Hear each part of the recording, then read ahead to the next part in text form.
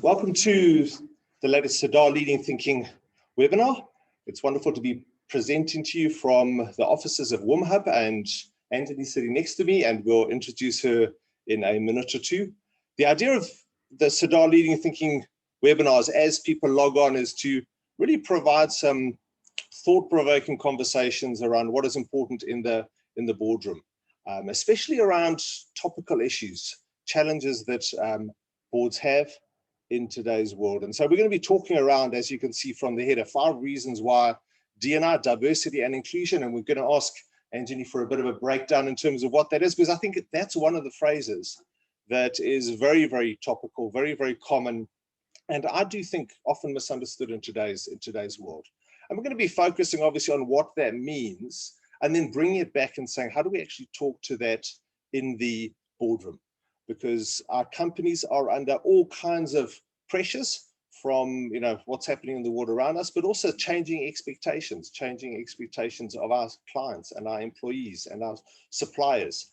And doing business has changed quite considerably in today's world. The whole concept of legitimacy, those kind of things, is becoming critical, and D&I is one of those topics. Just as and I'm going to be leaning forward, back and forth a little bit to manage the slides as we go. But just in terms of rules of engagement, it'd be great to know where anybody is logging on from. As I said, we're in Johannesburg. We're in the offices of WomHub in Bryanston Sandton. So that's where we are presenting from. But as we go, please use the Q&A function to engage if you have specific questions. Please also use the chat box, and maybe start by telling us in the chat box where you are engaging from, and what how your week is going. We'll also provide an opportunity for questions at the end. As many of you know, in Sadar we focus very, very much on what happens in the boardroom, and this phrase that I think sums up what our mission is, what we really believe in, especially during this time, is that good directors change companies, but great directors change lives.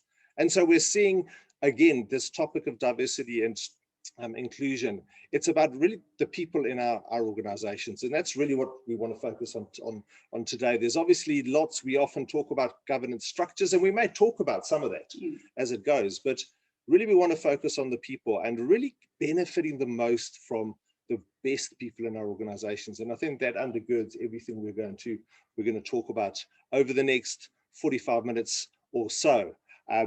What I'd like to do is give Anjani an opportunity to tell us a little bit about this organization, WomHub. And you can see from the contact details are there, so please take them down and get in touch with Anjani afterwards. But there's a bit of a history to it, to yourself and your own journey. So tell us a little bit about your own history alongside the history of WomHub. Cool. Yeah. Thanks, Roger, and thanks so much for having me. I'm looking forward to the conversation. Where to begin? So I think from my kind of personal journey, started off in the very unknown at that time field of change management in the late 90s.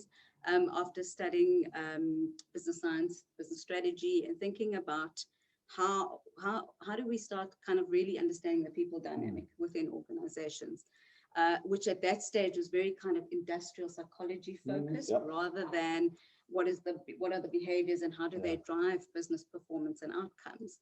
And over time kind of played various consulting and permanent roles within organizations to drive change management and organizational transformation. And came to a point where I started realizing that this is not just about understanding human journeys in kind of isolation in terms of who we are in the workplace, but there's a bigger story here, and that's the passion for diversity and inclusion. Kind of, I'll leave it at that, because the story about ourselves can carry on for a long time. But WomHub became just a complete natural partner in terms of that passion and being able to deliver that to clients. So WomHub is a boutique incubator and advisory firm that focuses on diversity and inclusion solutions from a how do we think about this differently to facilitating various conversations around implementing diversity and inclusion and what that means in very real terms. And we run a lot of programmatic work for female entrepreneurs, specifically in STEM, to kind of really consider how do we push that job creation to solve some of the economic challenges we face, particularly on the continent. You'll see when you look at our logo that we also have WomEng, which is our foundation. I was going to ask, and I think there's a history to WomHub that, and I believe your partners in WomHub are engineers, so they have their own journey. Correct. So the co-founders, Hema and Nadia, are both engineers, and where this business came from was their personal experience of entering a field that was really underrepresented, not only from a diversity perspective, but also from inclusion, which hopefully we'll talk about a little bit more around. Are those voices being heard, and what is the impact that I'm able to make there? And so when they were really young, kind of just leaving the student phase of their lives, they started a nonprofit called WomEng, which looked at how do you build participation and active participation for females into the engineering sector. And over time, we've run kind of capacity building programs from kind of awareness for young girls right through to thinking about women entering the workplace as engineers over 22 countries. Sure. And including where? So mainly Africa? Mainly Africa, but pretty much on every continent, actually. Yeah, we've done a lot of work with large companies, and so I've had the benefit of kind of programs in South America, in Asia, Europe. So the spread's been incredible. And I think having that exposure and thinking about what this does for engineering then led us to start thinking about broadening it to STEM, and then really around, we've got to change the conversation around diversity and inclusion, because it really does benefit financial results. In fact, Nadia, one of the co-founders, was speaking at a forum at the World Economic Forum, actually, and you know, they were kind of, you could see the audience was kind of, you know, anticipating a generic diversity and inclusion, you know, this is the right thing to do kind of conversation. And she started off kind of positioning and saying, actually, this is a conversation about financial performance and business results. And all of a sudden, business sustainability, all of those things. Yes, absolutely. And that's actually where we need to start shifting the conversation to do, is that it's the right thing to do, but it is also it also has very, very tangible business results when done correctly. And so all of a sudden you start seeing a very different outcome. And and that kind of paves the way for the kind of work that we do, and loving every moment, I have to say. Good. And I think that lays the foundation for some of the conversation, because I do think that, I mean, this conversation can sometimes boil down to men and women, to different race groups, to different, and I think we want to lift it and say, how do we talk to it in reality? And the other thing we want to do is really link into your own context listening this afternoon. So we're going to put up a poll about where you're coming from. So the questions asked are going to be about, are you in a private company, a family business? Are you in a large corporate? So for those of you who wouldn't mind putting up that poll and putting it on for maybe a minute or so, and then showing us the results of that, and then we can see exactly where people are talking from. Because obviously, as with anything in the governance space, our application of it, we've got to take the next best step for us. And so some of you may be in family businesses. I met a fascinating group of young ladies in Kenya last year. They were the first ladies in 5 generations to be involved in the family business. So you can tell it had taken a couple of years, but even that, you know, was something that, you know, family businesses have different dynamics to large corporates, where there's often a lot more kind of social pressure, maybe to the growing companies. So we've got some interesting links there. So I'm just looking, most 30-40% founder-led businesses, growing private, about a third, some family businesses, 10%, and then another 10% large corporate. Thanks for those. That gives us a good context to talk to. So as often with the audiences we talk to, founder-led, entrepreneur-led. Now, the challenge there is often it's difficult to convince that there's a business reason and not just a tick the box reason. And so maybe those are some of the things we want to unpack as we talk today. And so if we think about in the boardroom and thinking about the conversation in the boardroom is obviously one of governance. And so when we think of governance, diversity, inclusion, all of those things, what are some things that spring to mind or that you address or deal with? Yeah, and I think, it's kind of where it starts and where we need to start thinking about it.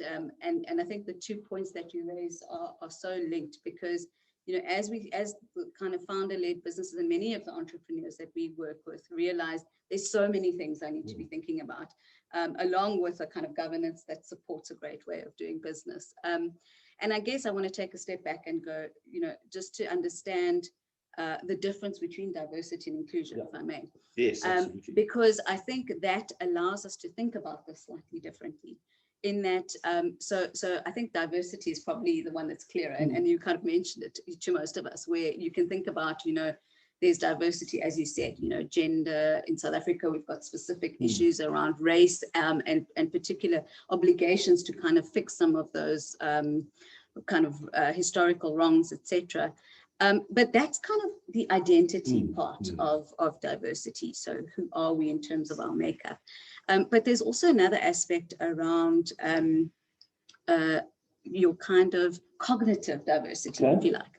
And cognitive diversity is all those other things that contribute to make us different. So your personal attributes, your experience, what you studied. Correct. Absolutely, what you studied, your social background, etc. And so it allows us to kind of broaden the thinking around diversity, because when you look at it from a business results perspective, yes, you may have specific kind of tick the box or kind of imperatives you need to meet, but you're able to step away from that and say, actually, if I'm interested in the diversity of thinking and the results diversity can offer me as a business, then I've got all the options that I can consider around what makes up this diverse team.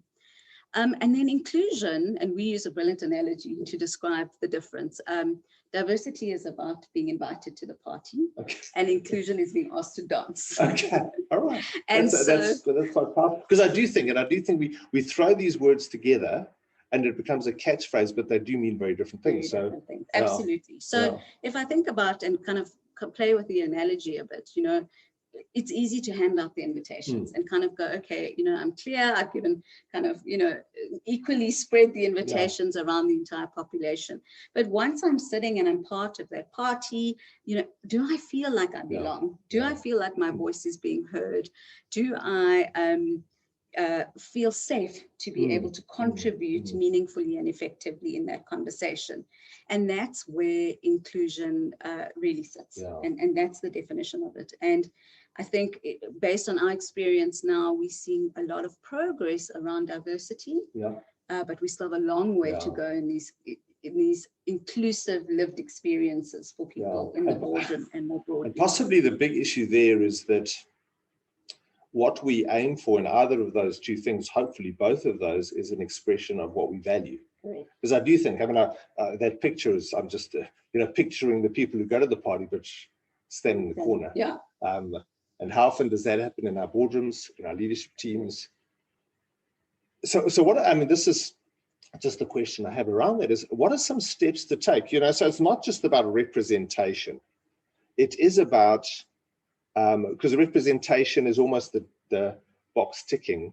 What are some of the challenges for the individual going into that space? And then I want to mirror that by asking the question, well, what things can be done from the team perspective? I want to say group, but actually to make that person part of the team as opposed to just part of the group, because maybe that's another way to think. But so from the individual and then the team point of view. And I think you're absolutely right. It's representation, we've spoken about, that's easy to do, but that kind of lived experience. And I think from a personal perspective, and even when we facilitate and kind of work through this process, we go right back to the culture and values conversation. And it's really around that personal awareness for each one of us sitting around there, because it's not about you know, we've got to move away from, even if you're in the minority, that doesn't mean that you are the in crowd, and that, because that's where, you know, that's where it starts feeling exclusive. And so starting to build that self-awareness within your team, be it your board, you know, be it for kind of personal reflection, and thinking about, you know, all the things that come to play. And I think traditionally the iceberg around, you know, what we see is so little of what's actually going on for people. And so kind of embarking on understanding what makes us up, thinking about unconscious bias is something we spend a lot of time on, providing people with tools on how to have crucial conversations.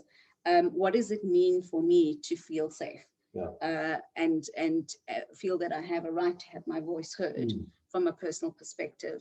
And then from a team perspective, it is very much around a change in mindset, so a personal paradigm shift journey for that team around, this is not a person or a few people coming into our existing structure.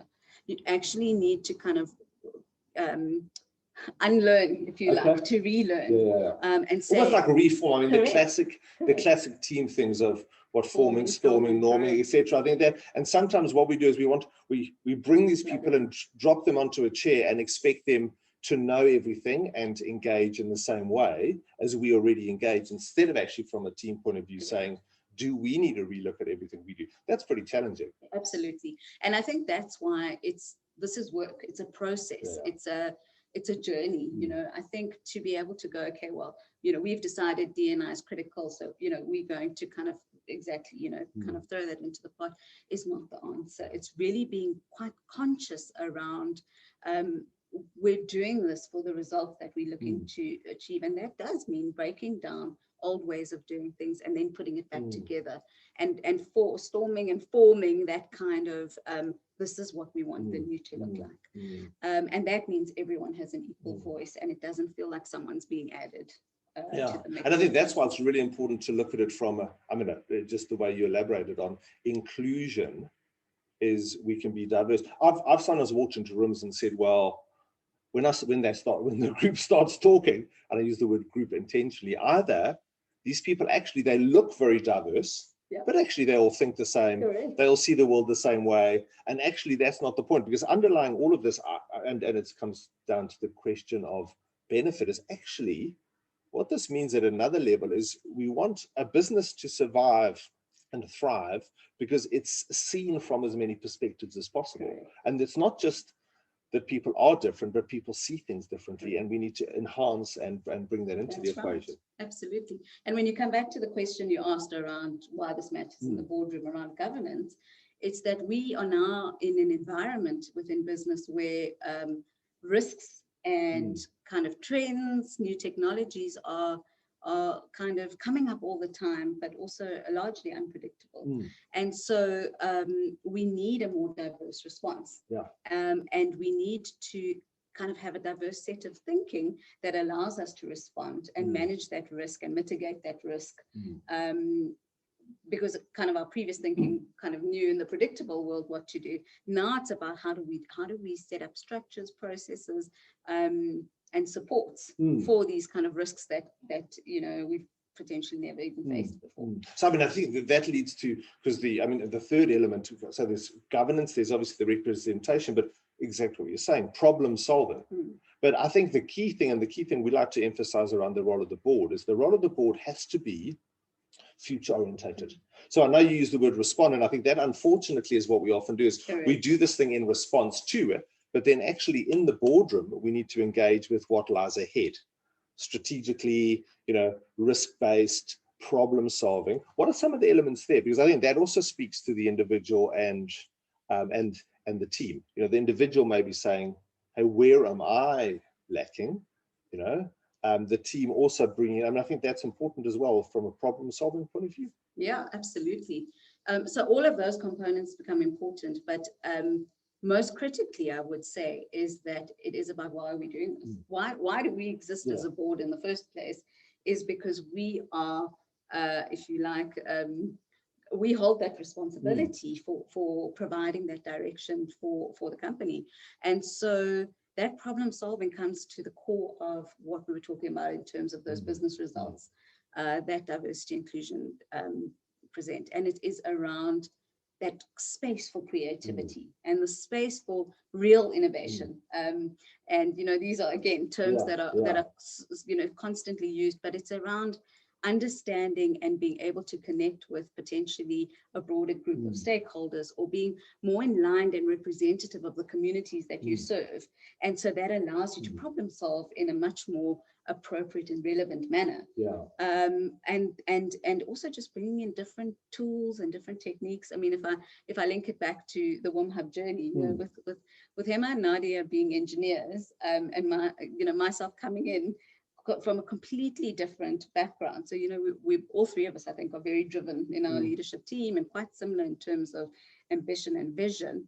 But the focus is very different in terms of my kind of people background and commercial background. And so just that diversity in thinking around what I bring to understanding the problem in the first place, if I go back to design thinking, and then how to solution for that. Can only but kind of open to better solutions. Can you think of any examples you've come across? I mean, the one I triggered, and it's a bit of a different one. A number of years ago, I worked with an agricultural company up in the northern province of South Africa, where they do lots of very big farms. And what they did is that they were genuinely decent people who ran the business. I think it was a family business in the second or third generation, but there were new requirements about workers getting, you know, access to toilets and showers on site. And so the company went and bought a whole lot of these showers and, you know, mobile toilets, top end, and put them on site. And they thought, okay, tick the box, problem is solved. Huge backlash from the workforce. And they actually eventually got in a mediator to say, what's the issue? And all it boiled down to was, you never asked us where we wanted them. You know, and it was that thing that we can so easily miss a perspective or miss a view. And so that just sprung to mind as you were sharing. It's just, you know, some of those challenges, because it isn't just I mean, we've all heard the crazy things about, you know, women's healthcare decisions being made by the board of old men kind of thing. I mean, those kind of things are almost kind of archetypal, but any thoughts or specific examples you can think of from your experience? And I mean, I think your example is so good because it talks to exactly what we're talking about. And another kind of related but everyday example that we use is the way things are designed, just generally. And so we do a lot of work, starting to do more and more work in the cyber and artificial intelligence space. But if you think about something like a navigation system and walking routes, right? The way that these are designed is that they'll always give you the fastest route. But, you know, research has shown a woman will hardly ever use the fastest route. What she's looking for is the safest route. She doesn't have the luxury of being able to take the shortest route, which could go through a dark passage. And so there's a real issue around safety there. And so when you find that stuff built into navigation software, for example, which it is so many times, and then, you know, it's built on the initial MVP and it's improved off that, but you're missing at the core what such a large percentage of your user base makes their decisions from. You've kind of missed the boat already. And had you had that input from the stage of design and understanding the problem that women need safety and need to understand, is this a role that we're in? And, you know, we've seen it societally, even with the recent cases in the UK. Unfortunately, on the continent, it's an everyday reality for us around personal safety. So this is the stuff that matters, and you've got to get those perspectives in from design. So I think that's another kind of everyday example. We also see it in terms of the facial recognition. I mean, there's a lot of controversies and a lot of things one can dig into. So what do you think some of those big problems that lie ahead are? I'm thinking specifically that we've seen the world really shaken up with work from home, work from here, work from there, even things, and that's led to a lot of controversy. Another example I heard, which was an interesting one from a family members involved, senior level of a business, they found that a lot of the women were quite keen to return to work against the expectation, because they said, well, at home, we have to do all the other stuff, you know, and yet they're working women who you know, different contexts, because I think the reality is we all also manage different contexts. Anything spring to mind in terms of well, that? I mean, we've just done a research piece around, we have to, and I think everyone's talking about the fact that women were disproportionately impacted by the realities of the COVID-19 pandemic, from being the nurturer through to healthcare, through to schooling, through to still holding job roles, whatever form that took. And so that's an absolute reality. But there's other issues that we have, particularly on the continent, around access. So access to data and connectivity when I'm working remotely. So I'm managing all of this stuff, but I've also got a very real issue in terms of how do I show up? And so it's so multi-layered and multifaceted. But to answer your question, I think some of the challenges around kind of what we're going to face going forward is, and we're having the chat a little earlier, is that concept of the new normal, I don't actually think exists. It's around how do we reshape to think about sustainability going forward. And so in reality, we can't guarantee either way that it's going to be a completely work from home or a completely in the office environment. In fact, it's going to be a hybrid of somewhere in the middle. And how do we optimize what that means for people? And the diversity and inclusion conversation is around engaging and understanding what that means for individuals and allowing them to excel, and hearing kind of those inputs on what excel means for each of us. And I think that's going to be a real challenge. To look at structurally, how do we change things? We've seen it in the education system, and we've seen it, I think, also in the healthcare systems in response to these pandemics. So it goes back to the things we need to be thinking about in the pipeline around young leaders, around young participants coming into the workplace is going to be a real focus area for us that we need to think about. And what are the systemic and kind of structural things that we need to try and address or account for as these young people come into. And I think that's one of the areas of diversity which is going to be massively challenging. Is, I mean, we talk about the Generation Zs and the millennials and all of those, and I joke with my kids quite regularly around that. But I've got my daughter, ironically, by disclosure, she's in a final year of industrial engineering, so she's on the WomEng target. But I mean, it's interesting because having gone through a year of, she's coming from a relatively privileged position, was able to have access, even though there were challenges, but also recognizing that a lot of students, didn't have access to it, just simply because they didn't necessarily get computers or access. And I think we're going to get people coming into the workplace whose voice we need to hear, and we need to include them, but they come with some things that we need to really think about. And maybe that's a question to, as we go into the last kind of couple of topics, are there any specific questions you have or specific contexts you want to drop into the chat box or into the Q&A at this stage, just that we can possibly pick up on? Because what we want to do is shift a little bit and say, so we've spoken quite internally, the governance, the representation, the problem solving, which I think is absolutely massive. But what we're also seeing in the world today is that how we are perceived is hugely impacted by how we address this thing. And there are so many social winds blowing in so many directions and so many pressures, especially from individual leaders in organizations to teams of leaders. What do you think some of the challenges around those areas are, looking from the outside in? Yeah, I mean, absolutely. So, we talk about, and I think you started even in your intro, around D&I becoming an imperative, a business imperative, a strategic imperative. But it's also a societal imperative.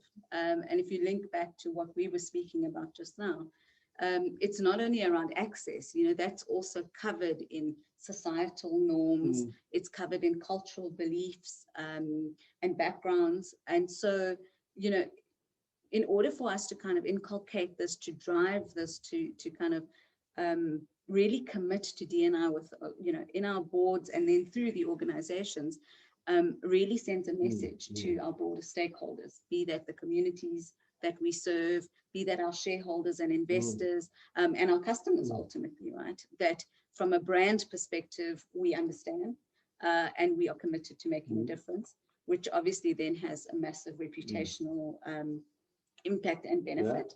And potentially risks. Absolutely, absolutely, because then you're in the spotlight, right? Exactly. Which way do you go? And I think that, and we've seen that. So we've seen companies not necessarily only from a diversity and inclusion, but just the nature of the environment reputationally we operate in can be really tricky. Bit of a minefield, which I don't think we understand. Yeah.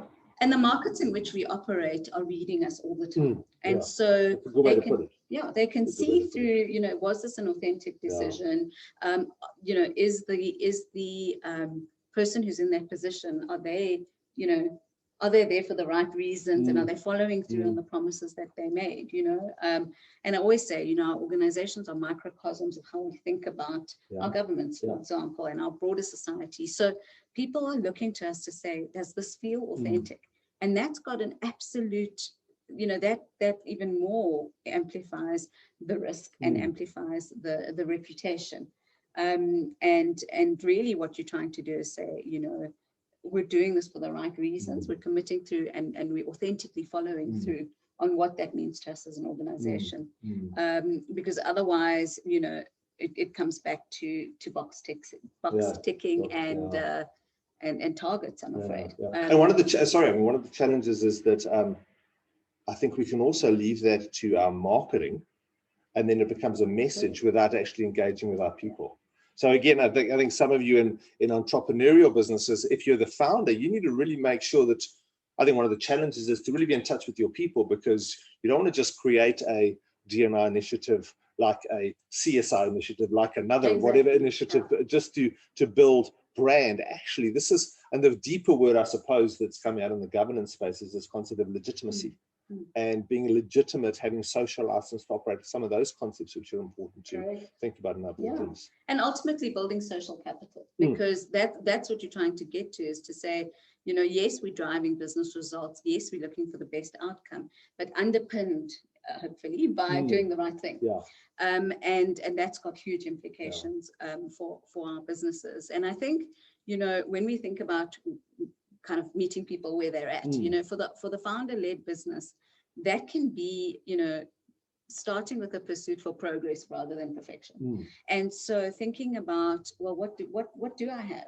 Am I, even if I can't go on a massive drive to bring in diversity, am I inclusive of who I have in the room right now? Is a good place to start.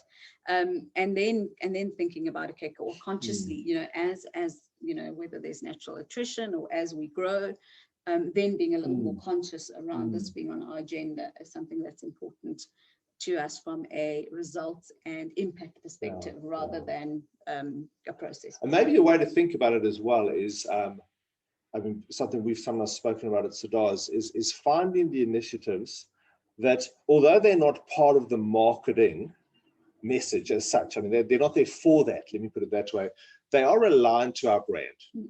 They're aligned to what we do, because then our skill set is easier to deploy in that area. So someone in education would look to say, how do we include other, how do we include people who haven't had access to education, who need it, whether it's at a tertiary, primary or secondary level. Those in the manufacturing space may be reaching out to other disenfranchised suppliers, or those kind of things, and finding models, because I do think underlying a lot of these things is the need for, I suppose, and not to be too heavy, but maybe for a more just workplace, a more just environment. Justice undergirds a lot of this, because that's where voice comes from, all of those kind of things. So fascinating. And so I think the key thing is, so we've spoken a bit about corporate governance, and we're gonna ask you online in a minute, just which of the areas, and again, please bring any questions, but governance, there's the representation point of view, there's the problem solving and the critical thinking, the benefit of having more people, but that challenges. And so maybe that's what I want to base my next question or thought on, the critical thinking skills possibly, and then obviously the reputation, for looking from the outside in. But the whole thing of inclusion, again, going back and maybe looping back to that concept of, so how do we get the person who we've invited to the party to dance, to use your metaphor? What are some of the key skills? Because obviously the challenges, they come into the room and they come with something we value, but actually they probably need some skill sets to engage, especially at a board level. And we see it as well. We were talking about some of the changes we're seeing in corporate South Africa at the moment. And some people go through positions, I think, maybe because they themselves are, not necessarily skilled. Okay, all those skills haven't been recognized. Any thoughts around that kind of that inclusion element? So it's not just, because I do think that's it, and it's in a sense revisiting that question as we also go to saying, how do we equip in the boardroom the individual and the team to ensure inclusion at the end of the day? Absolutely, and it grows from that awareness. So I kind of really want to emphasize that kind of breaking down and building the team so that you don't have a person or a group of people feeling like they're an add-on to a structure. And I think that's kind of just to re-emphasize that. But also then in terms of kind of growing and thinking about inclusion is this, and it's so funny how ingrained some of these things are, but it is around language. It is around really around space and space being, a little comfort with silence so that you hear the voices. It could come from, actively being able to acknowledge as a group, how do you get voices heard? And that's why I mentioned the cultural context, because, I think it's too easy for us to split into, thinking around women are like this, or this particular, sexual orientation is like this, or this particular race group is like this. It's too easy for us to slip into those habits. And so we've got to work really hard at going, actually, what are we jointly going to do about this? And create spaces for that thinking. We were, as a very practical example, we were running a workshop recently, and it was just highlighted that this is even more complex in the current way of doing business, right? Absolutely. Because when you're working remotely, I mean, we're doing it at the moment, we're staring at, at a screen and hopefully a bunch of people out there who are engaged and listening. But, how do you create that connection? And in fact, out of the research around COVID-19, that's one of the things that people are missing the most. And so in that inclusion conversation, it is around what are you consciously doing to create those connections and that space? Because inclusion is about my lived experience. It's going to be, the data is going to be the qualitative. It's going to be around, how did I feel like I belonged in that meeting, in that engagement, in that decision-making process, and then hopefully, in the outcome. And that's the kind of stuff we need to focus on. So I would say it's language, it's ways of working, it's space, physical space. We often talk about, with all due respect, Roger, this concept of mansplaining. Where, for those of you who are not familiar, where men kind of need to take it back and feel the need to over-explain a concept, and women are sitting there too polite to kind of go, listen, I'm the expert in this. I don't need you to explain it to me, And sometimes it's just a natural way of doing things. So how do we step back and create space for the voices to be heard? I mean, I think in putting this kind of slide up, I think is important. And again, coming to any questions, it's really about, because I do think one of the roles that is going to be fundamental and instrumental in both the diversity, but I think more the inclusion is thinking about the boardroom is the chair of the board. Whether it's a chairman or a chairwoman or a chairperson or a chair. I mean, I think this is the challenge. Sometimes our terminology. I also think that sometimes we need to agree to call things certain things, because I think so that we actually get to the depth and we learn together, recognizing that because I do think that the danger is, and it's the danger of the person who's invited onto the dance floor and expected to dance perfectly, plus the team that is expected to perfectly allow for this person. So it is a journey, and I think that's important. It's a listening journey, as you said, really listening. But interesting, and it was ironic that it took the big, IT companies, and it took them apparently 3 years. I remember this, you've probably heard of this. So one of the big IT companies decided to say, how do they identify which teams are doing well versus which teams are not doing well? All right. And I did study industrial psychology, and you probably also looked at it and thought, well, we've known about that for years. But one of the concepts was that where there is this concept of psychological safety, And that's not the mocking a safe space. It's actually where people feel they can, in whatever way they can find, communicate something, and it will be understood from where it's coming, and then together work it out. And I think that's an important one. And so one of those key roles is the chair, but I also think fellow directors, people who experience, those of you in family businesses, maybe generation 1 or 2 who are trying to get the next generation involved, sitting back, but also teaching the younger generation to actually step forward. Mentor and coach. Any picture on that? Because I think that's, thinking very, very practically. Any other specifics? I think just on that mentor and coaching piece, I think too often when this conversation comes up and you need to create space for diversity, you find the psychology of those people who are feeling quite put aside or excluded from the process on the other side. And for me, this conversation around there's space for everyone. And you've still got so much to give, and it's around that responsibility to mentor and coach around, as you said, upskill. How do we think about this in the future? What works in this environment and what doesn't? And what have you got to bring? And share what you've got to bring into it is such a critical role for fellow kind of peers to play. In addition to that is this very kind of practical sense of how do we engage? So what are our rules of engagement as a team? So how do I give you feedback? How do I receive feedback? And that concept and absolutely that psychological safety is more real than ever, because when you start bringing diversity into the room, if there isn't psychological safety, often what happens is that there's silence and then eventually exit. Rather than that, where it's safety, it's around, okay, I feel like I can have this conversation and we move forward. And I think that's a real sadness. And there are examples where you see diversity being brought in and people go, yes, that's a great decision, that's a great outcome.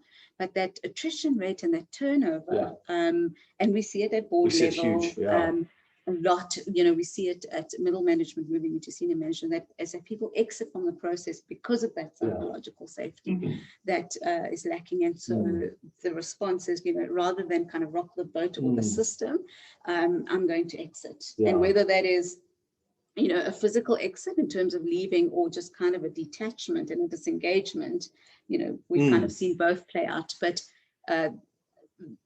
that just impacts those benefits that you're able to achieve, and you just won't see the results. And so you get companies feeling quite disillusioned because they're going, but we invested so much in this and we're just not seeing it. Whereas the ones that are doing it right are going, wow, McKinsey brought out a paper at the back end of 2019 going into 2020 saying that, you now see the correlation between this and financial performance. As much as up to 30% improvement, so the results are there, but it's got to be kind of practically implemented. And maybe we'll pick up on some of those as we close, but we're also going to just drop another poll. If you could just let us know which of those kind of 5 things have been the most valuable for you: the governance, the area of representation, thinking about problem solving, the brand, reputation, outside anything, and then the inclusion, but possibly the metaphor to end with. And I think this is where it's an opportunity to think through, is that ultimately it's about saying there's a new game that has to develop. And I know I'm a man, I'm using a sporting metaphor. Okay, apologies for that. All right. Many women love sporting. Exactly. But it's almost like we played the first half and there were white lines and there was a green field and there was some way of scoring, but we've run off the field and we've run back onto the field. The lines have changed. The scoring mechanism has changed. The way we measure effectiveness has changed. The positions have changed. And the problem is we need to work it out together. And I think that's one of the things, is that it's not, and this is possibly the dance floor things that is that illustration you used, is that it's not just being invited to a party, but it's actually working out how we're going to dance in a new way. Because the world that we all learned how to dance in, doesn't exist anymore in many ways, and is rapidly changing. And yet there was value. So I think the danger is we throw away everything. So that's why I like that metaphor. We're still on a green field. There's still white lines, but some of those things have changed. What do you think some of those are, just your last thoughts there as we wait and see? And so some of the things here, especially the inclusion, and I think probably reflecting, I mean, I just love the metaphor you used. I think that in my mind made it really clear about what the distinction is. And I'm going to talk about these words very differently, and not just as a pair going together, but also the governance thing has been quite valuable as well. So just your last thoughts as we wrap it up. And if there are no other questions, if there are questions, we'll pick up on that. And I'll just check on the questions while you give some last thoughts and see how we go. I think the sporting analogy is a good one, Roger, because it also talks to, we're not sending one player out to solve this for us. Be that the chairman, be that chairperson, be that the new person on the team. We're going back out as a team. And I think for me, you know, as a parting thought, that's kind of what I want to leave with you is, yes, it's a journey. Yes, it's kind of an experiential process, if you like. But at the heart of it, this is about something you come together